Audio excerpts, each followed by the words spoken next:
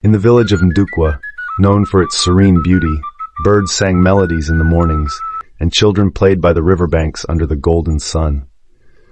Among the children was Amen, a cheerful boy with a gap-toothed smile that could brighten anyone's day. His parents, Eze and Ada, respected farmers, taught him the value of hard work and kindness. Every evening, they would sit under the old baobab tree, sharing stories of their ancestors. "Never let hatred take root in your heart. Amen," Eze often said. Hatred destroys more than it heals. But no one knew how soon those words would be put to the test. One fateful night, a storm rolled over Ndukwa. Thunder growled and rain poured in torrents. In the small hut where Amen lived, the sound of angry voices cut through the storm. Amen woke to see shadows dancing on the walls. His parents were arguing with two strangers. Through the gaps in the door, he caught snippets of their conversation. "You promised to pay. Give us more time. Time's up, Ez. We'll teach you a lesson." A loud crash followed, then silence. Amen ran to the door, but by the time he opened it, the strangers were gone. He found his parents the next morning near the riverbank, lifeless and cold. The village mourned, but rumors spread like wildfire. "It was debt collectors," one villager whispered. "They killed them." From that day, Amen was never the same. His laughter disappeared, replaced by silence and a burning question. Who were the strangers, and why did no one stop them? As Amen grew older, his anger festered.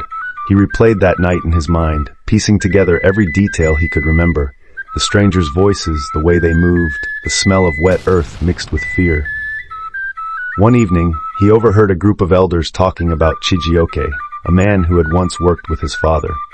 "Chijioke was there that night," one elder said, "but he keeps quiet, like he's hiding something." That night, Amen made his first move. Under the cover of darkness, he followed Chijioke to the river. When the man stopped to drink, Amen confronted him. "Tell me what happened to my parents," Amen demanded. Chijioke stammered. I don't know anything." But Amen didn't believe him. Fueled by rage, he struck Chijioke with a stone, leaving him unconscious. By the time Chijioke's body was found, Amen had already perfected his plan: eliminate anyone connected to his parents' deaths. Over the years, Amen's victims began to mount. There was Ifanyi, who had owed Eze money, and Namdi, who had argued with Ada weeks before her death.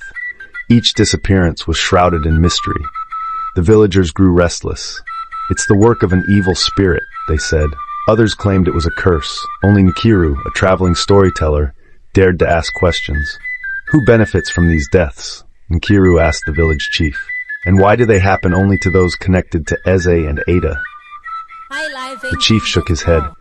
"We don't know, but whoever or whatever is behind this, they are cunning." Nkiru was no ordinary storyteller.